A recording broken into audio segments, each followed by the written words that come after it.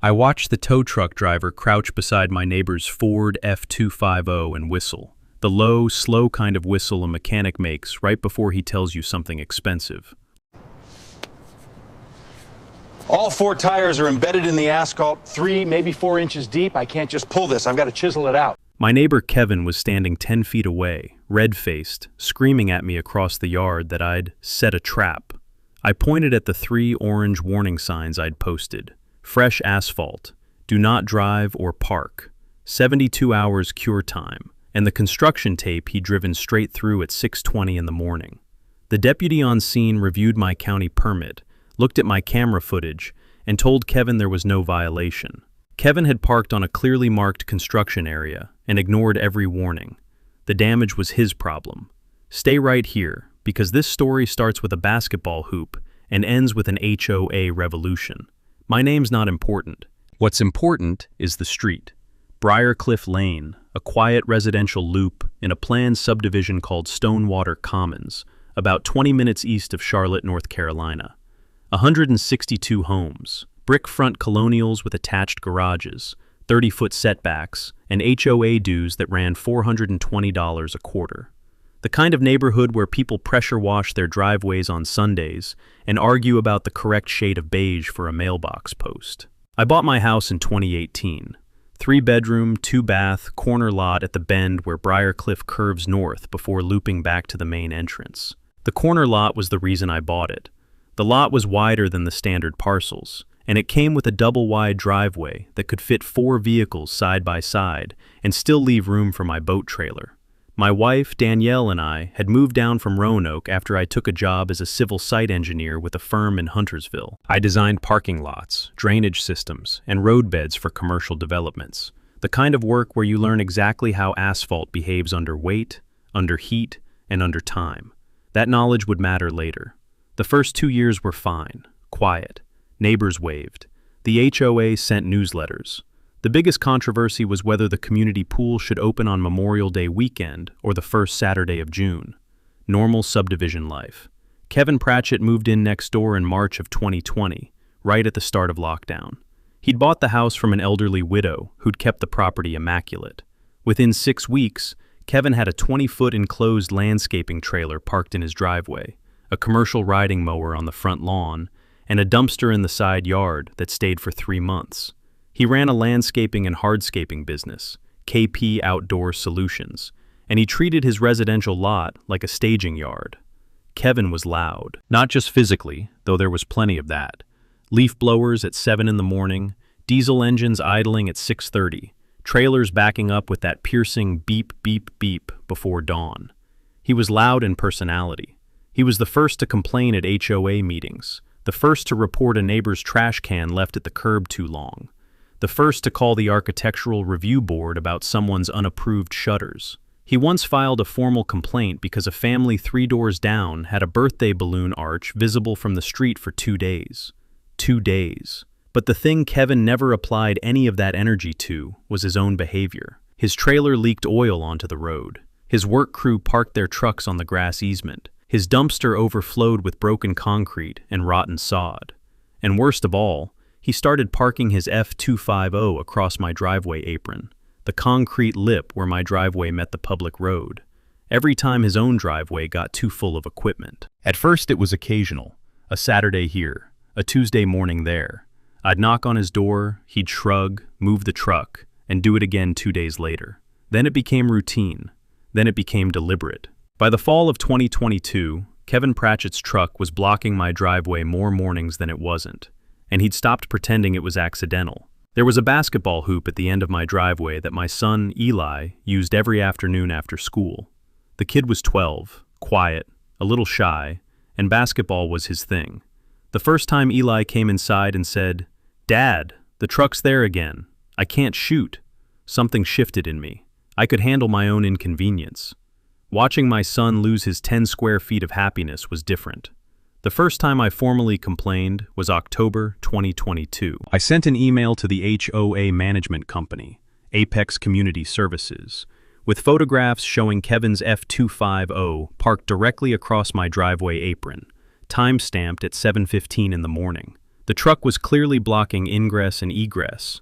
My wife's car was trapped in the garage behind it. I couldn't back out to get Eli to school. I received a form response 4 days later. It said the HOA had received my concern and would address the matter with the homeowner in question. That was it. No timeline, no enforcement, no teeth. Just the bureaucratic equivalent of a pat on the head. 2 weeks later, nothing had changed. Kevin's truck was still there. In fact, it was there more often, as if the complaint had been forwarded to him and he'd taken it as a challenge. One morning, I counted 3 vehicles associated with his business blocking my apron and the section of street in front of my house. The F-250, a crew cab with his company logo, and a flatbed carrying a bobcat. I sent a second email with 22 photos spanning 8 days. I included a diagram showing my property boundary, the driveway apron, and the location of each vehicle relative to my ingress point. I referenced the HOA's own covenants, Section 7.4, which prohibited storage of commercial vehicles, trailers, or equipment in a manner visible from the street or that impedes neighboring property access. I quoted it verbatim. The HOA responded with another form letter. This one acknowledged an ongoing review and reminded me that enforcement actions were confidential and could not be disclosed to complainants. Translation: maybe we told him, maybe we didn't, and we're not going to tell you either way. I called Apex directly, spoke to a woman named Shonda, who sounded like she'd heard this exact call 900 times. She was polite but firm. The HOA board reviewed complaints monthly. Enforcement was at the board's discretion, and the board's next meeting was November 12th. She suggested I attend and voice my concern during the open forum. So I went. I put on a collared shirt. I sat in the community center with 40 other homeowners and waded through 20 minutes of discussion about holiday light guidelines and a proposed speed bump near the pool entrance. When the open forum came, I stood up, introduced myself, and laid out the situation. Photos, dates, covenant references. I kept my voice steady. I was respectful. I was thorough. And then Kevin stood up. He was sitting in the 3rd row, and he rose like a grizzly bear getting off a log.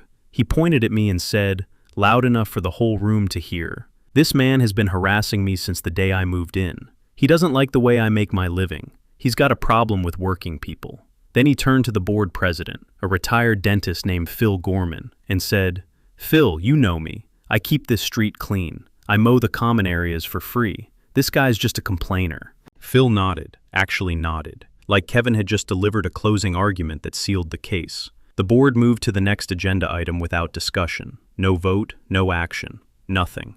I walked out of that meeting with a knot in my chest that didn't loosen for days. Kevin had flipped the room in 30 seconds. He hadn't addressed a single fact. He hadn't denied blocking my driveway. He'd just attacked my character, invoked his volunteer mowing, which I later learned was how he'd ingratiated himself with the board.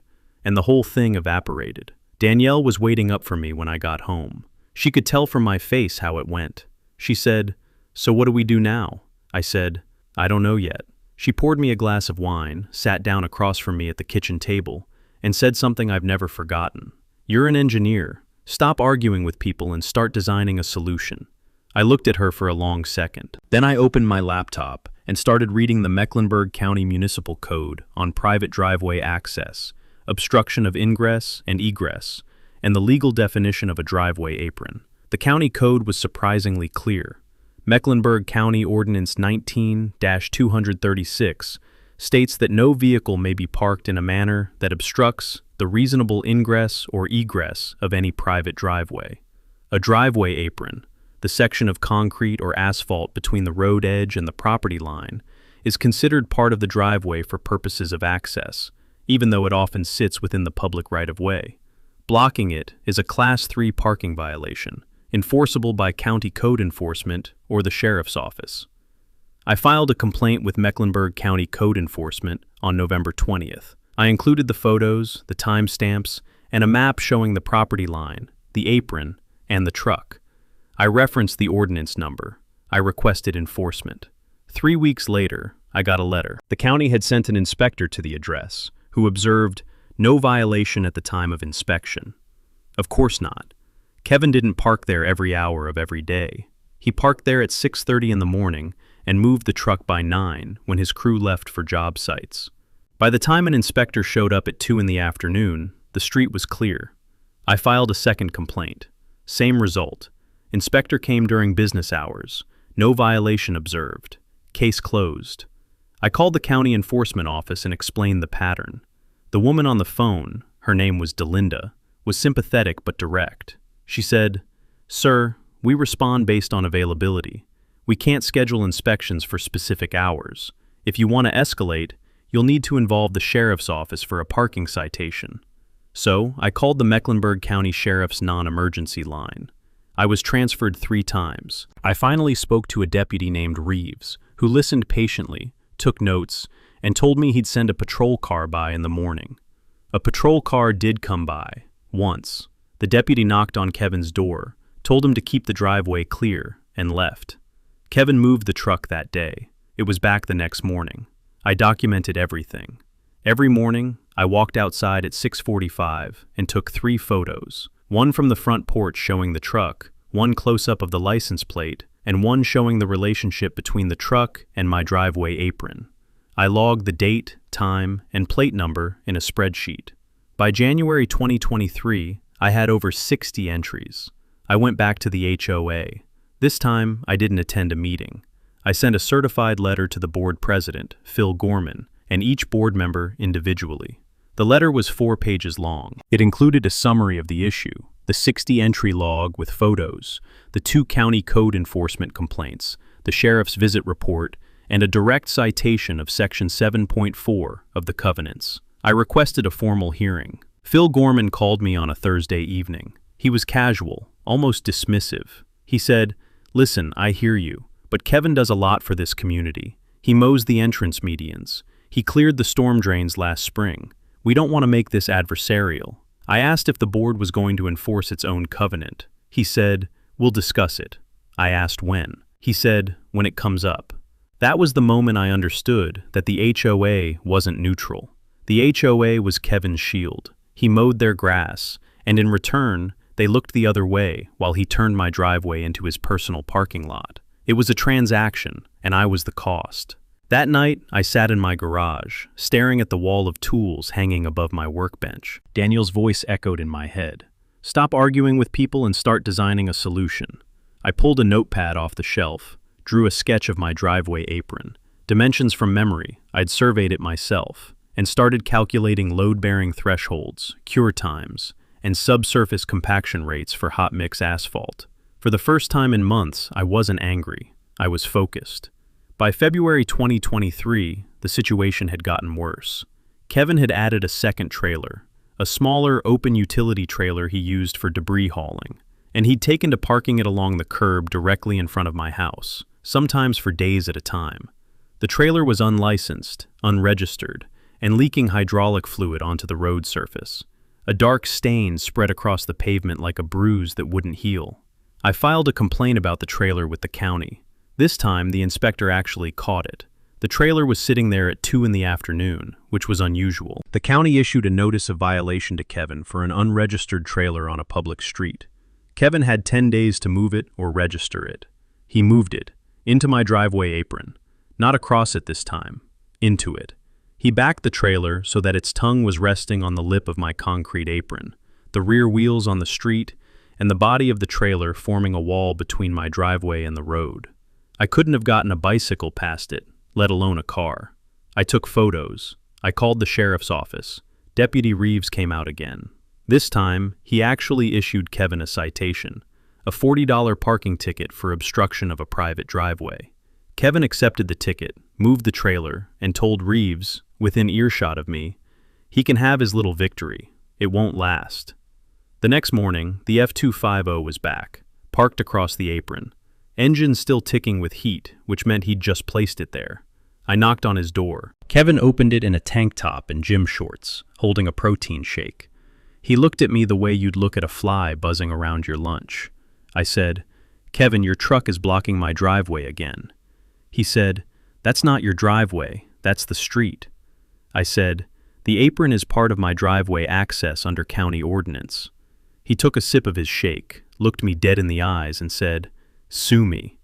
Then he closed the door. I stood on his porch for a good 5 seconds, listening to the muffled sound of a TV inside, smelling the diesel from his truck, feeling the February cold creep through my jacket. And in that moment, I made a decision. Not an emotional decision, a structural one. The kind of decision I make at work when a drainage design fails. You don't argue with the water. You redesign the grade. I went home, sat down at my drafting table, and opened AutoCAD. I pulled up the survey I'd done of my lot when we bought the house. I zoomed in on the driveway apron, the section of concrete that connected my driveway to the street. It was 14 feet wide and 8 feet deep, sitting within the public right-of-way but belonging to me in terms of maintenance responsibility. Under Mecklenburg County Code, a homeowner is responsible for the condition of their driveway apron and has the right to repair, resurface, or replace it, provided they pull a driveway permit and meet county specifications. I started designing. Not a barrier, not a gate, not anything that would look hostile or violate any code. I designed a driveway apron replacement, a perfectly legitimate, permitted resurfacing project that any homeowner might undertake. The design called for removing the existing concrete apron, regrading the subsurface, and installing a new hot mix asphalt surface with a specific compaction profile that I calibrated very carefully. Here's the engineering detail that made it work. Fresh hot mix asphalt, when first laid and rolled, looks identical to fully cured asphalt. Same color, same texture, same smell even. But for the first 24 to 48 hours, depending on ambient temperature, thickness, and aggregate composition, it hasn't fully hardened. A person walking on it might not notice. A 200-pound man in boots might leave a shallow impression. But a 7,000-pound Ford F250, parked in one spot for 12 hours on a warm night, the tires would sink, slowly, steadily, irreversibly, like standing in wet concrete. By morning, those tires would be buried up to the rims. I saved the file, closed my laptop, and slept better than I had in months. The next 3 weeks, I did my homework. First, I pulled the Mecklenburg County driveway permit application. The form was straightforward. Homeowner name, address, scope of work, contractor information. The county required that any driveway apron within the public right-of-way be replaced to meet DOT specifications. Minimum 2-inch compacted hot mix asphalt over 6 inches of crushed aggregate base, proper drainage grade, a DA-compliant slope at the curb transition. All standard. All things I could design in my sleep. Second, I called a buddy named Marcus who ran an asphalt paving crew for a company in Gastonia. Marcus and I had worked together on 3 commercial projects over the years. I trusted him. I told him I needed my driveway apron replaced. A small residential job, maybe half a day's work. He said he could fit me in on a Friday. I told him I'd provide the design specs and handle the permit. Third, and this was the part that mattered, I specified the mix design. Standard North Carolina DOT hot mix asphalt is designated S9.5B, a fine-graded surface mix with PG 64-22 binder, designed for residential and low-volume roads. It cures to full hardness in 24 to 48 hours, depending on temperature and layer thickness. At 2 inches, in 70-degree weather, you're looking at about 36 hours before it's fully load-bearing for heavy vehicles. I specified a 3-inch lift instead of 2. Thicker is technically better for longevity, and also takes longer to cure. At 3 inches, in mid-March, temperatures hovering around 60 degrees overnight, the cure time would extend to roughly 48 to 60 hours. During that window, the surface would look finished, feel firm to the touch, and pass a visual inspection. But under sustained heavy load, like a parked truck sitting on it overnight, the asphalt would deform plastically. The tires would compress into the surface like fingers pressing into warm clay. I filed the permit on February 28th. It was approved in 6 business days. Mecklenburg County Driveway Permit number 2023-DR-04417. Everything legal, everything to spec, everything documented. I pinned the permit to my bulletin board next to the 60-entry photo log of Kevin's truck. Then I called Marcus and told him we were on for Friday, March 17th. He said, "You want me there early?" I said, "The earlier the better." The satisfaction wasn't in the anger, it was in the precision. Every calculation I'd run, every specification I'd written, every permit I'd filed. It was all perfectly legitimate infrastructure work. The fact that it also happened to solve my parking problem was just good engineering. Marcus showed up at 6 in the morning on Friday, March 17th, with a 3-man crew, a skid steer, a dump truck, and a paving machine. I'd taken the day off work. Danielle took Eli to school early so the driveway would be clear. The first step was demolition. Marcus's crew used the skid steer to break up the old concrete apron, 14 feet wide, 8 feet deep, 4 inches of aging Portland cement that had been cracking for years anyway. They loaded the chunks into the dump truck in under an hour. Then they excavated the subgrade down to 12 inches and compacted the native soil with a plate compactor. By 9 o'clock, they were laying the aggregate base, 6 inches of crushed stone, graded to the drainage slope I'd specified, compacted in 2 lifts with a vibratory roller. I watched Marcus check the grade with a string line and a laser level. The man was meticulous. The base was dead flat where it needed to be flat, and pitched exactly 2% toward the street for drainage. Textbook. Then came the asphalt. The paving machine laid the hot mix in a single 3-inch lift, smooth and steaming, the surface dark and uniform. Marcus's crew finished the edges with hand tools, feathering the transitions where the new asphalt met the existing driveway concrete on one side and the road surface on the other. By noon, the apron looked beautiful. Fresh, black, perfectly graded, the kind of surface you'd see in front of a new commercial building. I thanked Marcus, paid him in full, $2,200, which included materials, labor, and equipment. He shook my hand and said, "Nice little job. That'll last you 20 years. I said, "I'm counting on at least the first 48 hours. He gave me a funny look but didn't ask. After the crew left, I set up 2 cameras. One was a Ring doorbell I'd already had.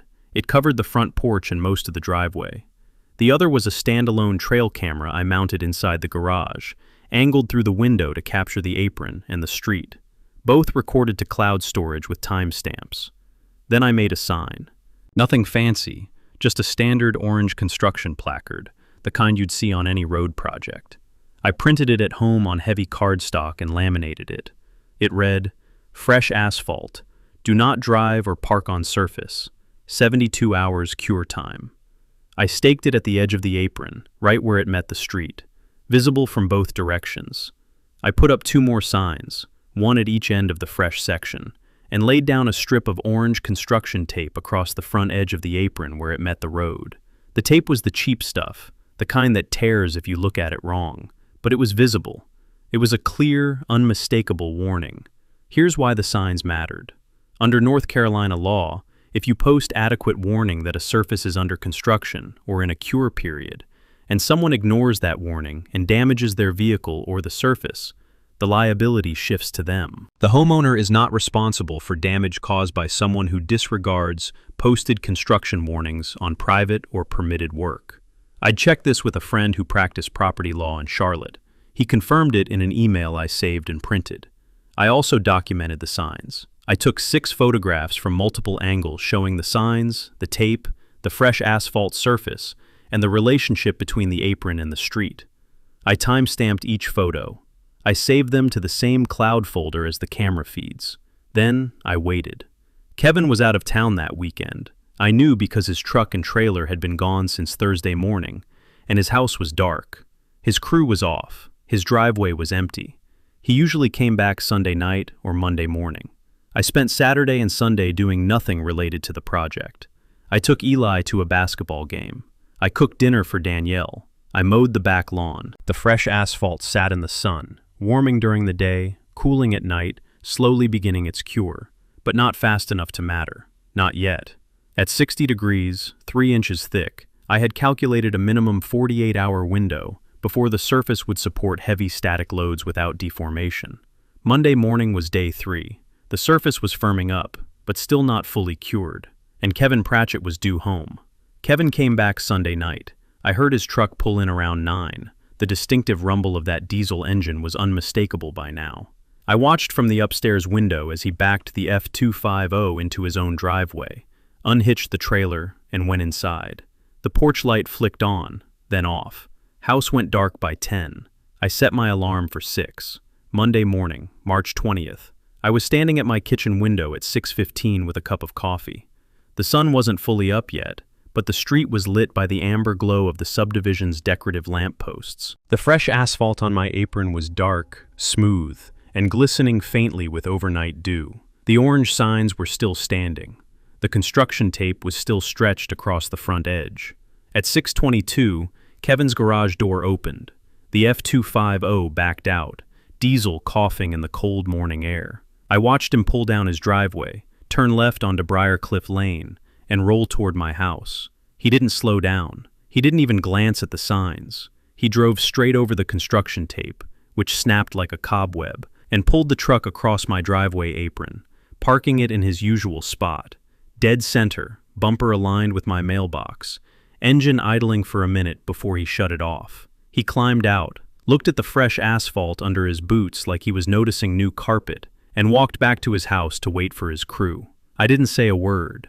I didn't go outside. I poured a second cup of coffee and sat down at the kitchen table. Danielle came downstairs at 6:45, looked at me, looked out the window and said, "He did it again?" I said, "Last time." She raised an eyebrow, but didn't push it. I drove Eli to school at 7:30. The truck was still there. When I got back at 8, still there. I went to work. Came home at 5:15, still there. Kevin's crew had taken the other vehicles to a job site, but the F250 hadn't moved all day. 9 hours of a 7,000-pound truck sitting on asphalt that was still curing. By the time the sun set, the temperature had dropped into the mid-50s. The asphalt had been under load all day. The thermal cycling, warm in the afternoon, cool in the evening, had allowed the mix to deform slowly around the contact patches of all 4 tires. Not dramatically, not in a way you could see from the street, but the truck was settling. Millimeter by millimeter, the tires were compressing into the surface. At 9 o'clock, I checked the Ring camera feed on my phone. The truck was sitting exactly where Kevin had left it 13 hours ago. The image quality was good enough to see that the truck looked slightly lower than it had that morning. Not much, maybe an inch, maybe less. But the tires were no longer sitting on the asphalt. They were in the asphalt. I went to bed. Tuesday morning, I was up at 5:30. I made coffee. I stood at the window. The truck was right where it had been, but something was different. The body of the F250 was noticeably lower. The tires had sunk into the asphalt surface by what I estimated was 3 to 4 inches on all 4 corners. The weight of the truck, distributed across 4 contact patches of roughly 50 square inches each, had compressed the uncured asphalt into a set of deep, smooth depressions, like 4 molds cast around the rubber. The truck wasn't parked on my driveway anymore. It was embedded in it. I finished my coffee, got dressed, walked outside into the cool March morning. The air smelled like pine mulch and warm asphalt, that distinctive petroleum smell you get when the mix is still off-gassing volatiles.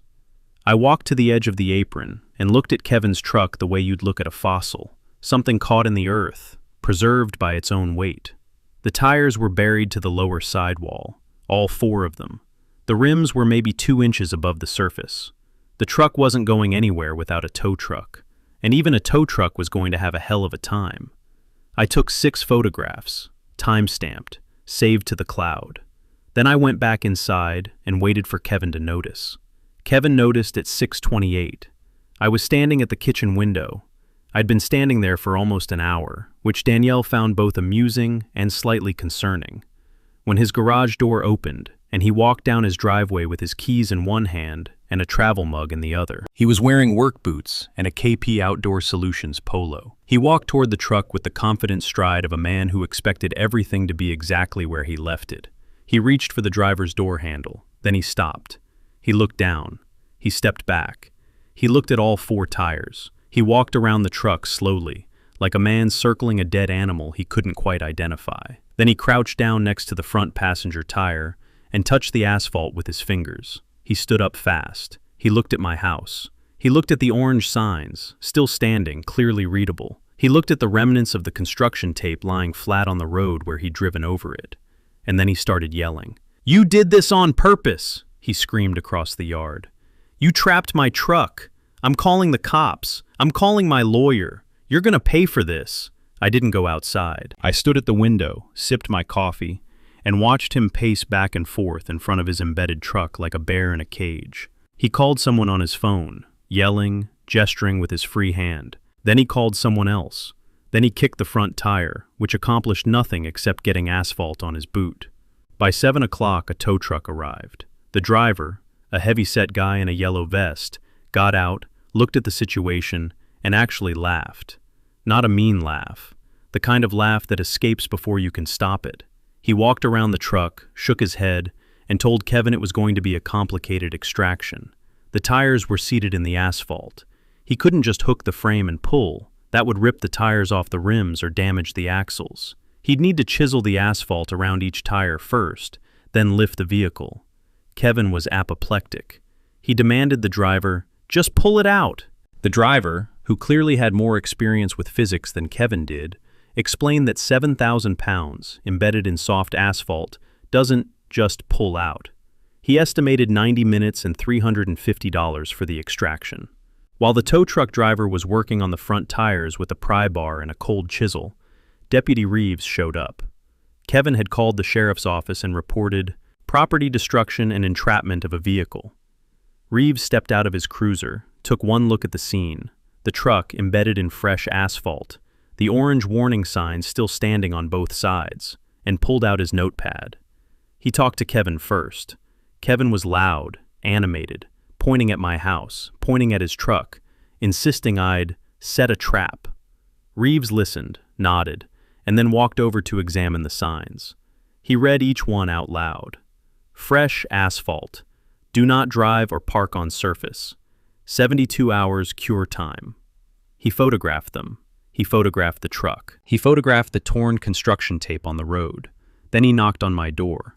I opened it calmly. "Morning, Deputy." He asked if I'd had my driveway apron resurfaced. I said yes. He asked if I had a permit. I showed him the county permit, 2023-DR-04417, and the approved design specifications. He asked about the signs. I showed him the photographs I'd taken of the signs in place before Kevin parked there. I showed him the Ring camera footage of Kevin driving over the construction tape and parking on the freshly paved surface. Reeves reviewed everything. He looked at me over his notepad and said, "Mr. Pratchett drove over clearly posted construction warnings and parked on a surface that was marked as not ready for traffic?" I said, "That's correct." He closed his notepad, walked back to Kevin, and told him there was no crime. The homeowner had a valid permit. The surface was posted with warnings. The vehicle's owner had disregarded those warnings and parked on an active construction area. Any damage to the vehicle was Kevin's responsibility. Kevin's face went from red to purple. He said, "This is bullshit." Reeves said, "Sir, lower your voice." The tow truck extraction took 2.5 hours. By the time the driver had chiseled the asphalt away from all 4 tires and hoisted the F250 onto the flatbed, half the neighborhood had gathered on the sidewalk. The scene was impossible to ignore.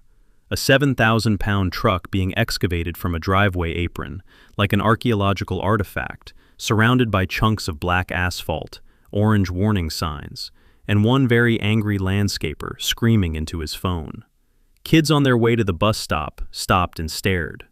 A woman walking her golden retriever crossed the street for a better view. Reggie Palmer, who lived 2 doors down and had endured Kevin's 6:30 a.m. leaf blowers for 2 years, stood on his porch with a mug of coffee and what I can only describe as a look of serene satisfaction.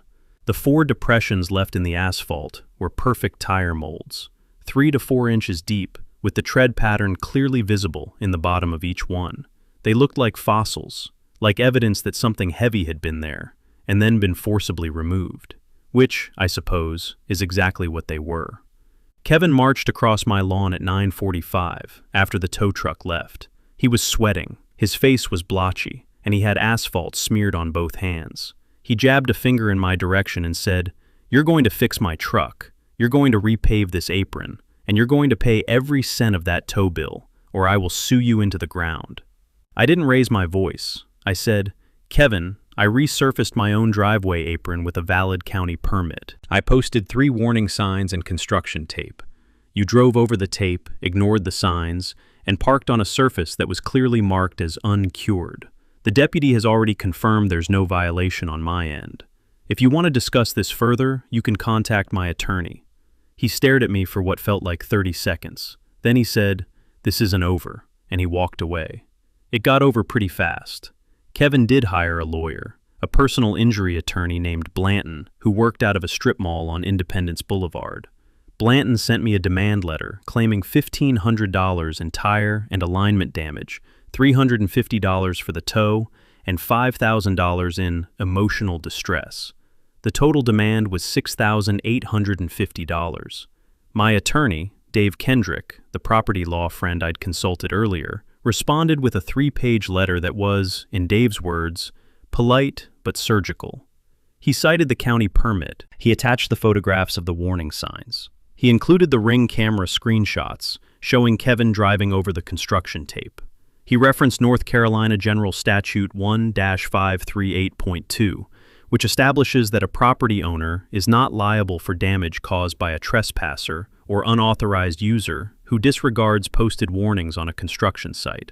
And he attached, as a courtesy, my 60-entry photo log documenting 4 months of Kevin blocking my driveway, the 2 county code enforcement complaints, the sheriff's reports, and the HOA complaint records.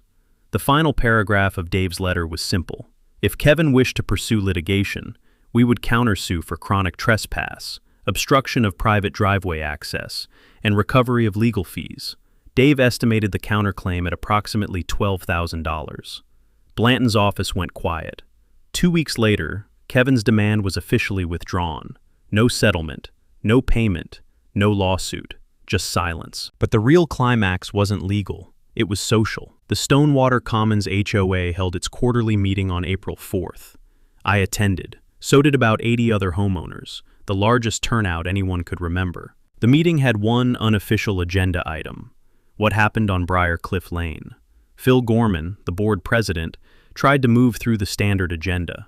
He got about 3 minutes in before Reggie Palmer stood up and said, "Phil, with all due respect, we need to talk about Kevin Pratchett." What followed was 2 hours of homeowners describing Kevin's behavior. The pre-dawn leaf blowers, the diesel engines, the leaking trailer, the oil stains on the street, the blocked driveways. Mine wasn't the only one, it turned out. 3 other homeowners on Briarcliff had been partially blocked by Kevin's vehicles and had never filed complaints because they'd seen what happened when I filed mine. Phil Gorman sat there with the expression of a man watching his credibility dissolve in real time. By the end of the meeting, the board voted unanimously to issue Kevin formal violations for 4 separate covenant breaches, with fines totaling $2,200 and a requirement to remove all commercial equipment from the residential lot within 30 days. Kevin stood up, said, "You people are pathetic," and walked out.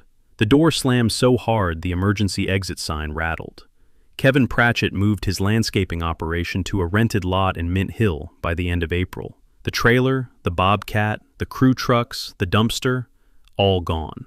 The oil stains on the road faded over the summer. His house got quieter. Not quiet exactly. Kevin still slammed things and ran his diesel at odd hours. But the commercial staging yard that had consumed his property for 3 years finally disappeared. He never parked in my driveway apron again. Not once. I repaired the 4 tire depressions in the asphalt myself. Bought a 50-pound bag of cold patch from Lowe's, filled the molds, tamped them down, and let them cure properly this time. The apron looked good as new by May. Eli had his basketball court back. Danielle could back out of the garage without a 20-minute negotiation. The mailman could reach our box without climbing over a bumper. Phil Gorman resigned from the HOA board that summer, citing personal reasons. The new president was a woman named Tricia Odom, a management consultant who actually read the covenants before making decisions. Under her leadership, the board passed a new parking enforcement protocol with teeth. First violation got a warning, second got a $200 fine, third got a lien on the property. It was the policy the board should have had from the beginning. Kevin sold his house in September. The listing agent described it as a move motivated by business relocation. The couple who bought it were a pair of teachers from Concord with 2 small kids and a minivan. They introduced themselves the weekend they moved in, brought us a plate of brownies, and asked if Eli wanted to play with their daughter. Normal neighbors. The kind you forget you're lucky to have until you've lived next to someone like Kevin. A few months later, I was at the hardware store picking up mulch for the front beds. A guy in a Stonewater Commons polo, one of the homeowners I didn't know well, stopped me in the parking lot. He said, "Hey, you're the driveway guy, right?" I said I supposed I was. He shook my hand and said, "My wife and I have lived on Creekside Court for 11 years, and Kevin blocked our guest parking every Thanksgiving. We never had the guts to do anything about it. So thanks." I told him it wasn't courage, it was just engineering. Danielle would say that's the most me thing I've ever said, and she'd be right. But the truth is, this was never about asphalt, or cure times, or load calculations. It was about a 12-year-old kid who couldn't shoot hoops in his own driveway because a grown man had decided the rules didn't apply to him. Everything I did, the complaints, the documentation, the permit, the design, I did because my son deserved to dribble a basketball in front of his own house without asking permission from a bully. Last week, Eli turned 14. He's taller than me now. He shoots three-pointers from the edge of the apron, the same apron I repaved, the same surface that once swallowed a 7,000-pound truck whole. He doesn't know the whole story. He knows the truck got stuck. He knows Kevin moved away. He doesn't know about the AutoCAD files or the cure time calculations or the night I spent designing a parking solution that doubled as a physics lesson. Someday I'll tell him, but for now, I just like watching him play. So if your neighbor has ever treated your property like theirs, if your HOA has ever shielded a bully because he mowed their grass, if you've ever had to fight for something as simple as using your own driveway, tell me about it in the comments below. I read every single one. And if you haven't already, subscribe and hit that bell, because next time I'm going to tell you about the HOA president who fenced off a public sidewalk and charged neighbors a toll to walk to the bus stop. You don't want to miss that one. You know what I love about this story? Not the truck sinking into asphalt, though that image will live in my head forever.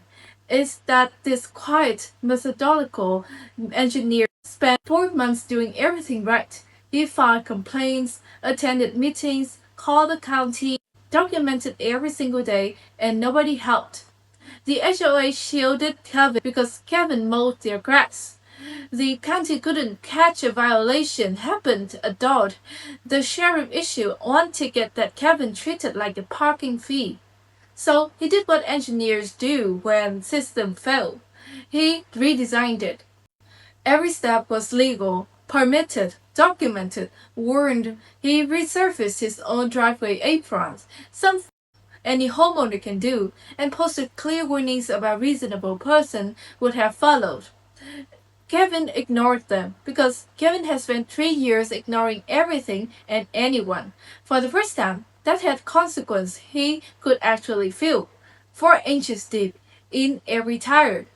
The real lesson isn't about asphalt. It's about accountability. When the people who are supposed to enforce the rule won't, sometimes you just have to build the consequence into the infrastructure. Just make sure every piece of paperwork is in order. Every warning sign is posted, and every second is on camera. If your HOA has ever protected a bully, drop it in the comments. I read every single one. And subscribe, because next week's story involves an HOA president who tried to fence off a public sidewalk and charge neighbors a toll to walk to the bus stop. You don't want to miss that.